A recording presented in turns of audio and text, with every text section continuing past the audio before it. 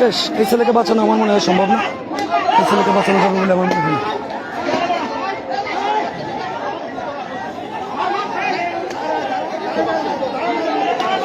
গুলিবিদ্ধ একজনকে সেনাবাহিনীরা মারছে। গুলিবিদ্ধ একজনকেই ধরতে, দেখেন কিভাবে মারছে সেনাবাহিনী, দেখেন কিভাবে মারছে, দেখেন।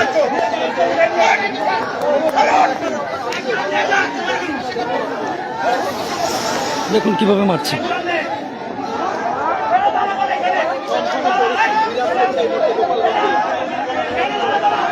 পরিস্থিতি খুবই ভয়ানক, খুবই ভয়ঙ্কর পরিস্থিতি। শেষ।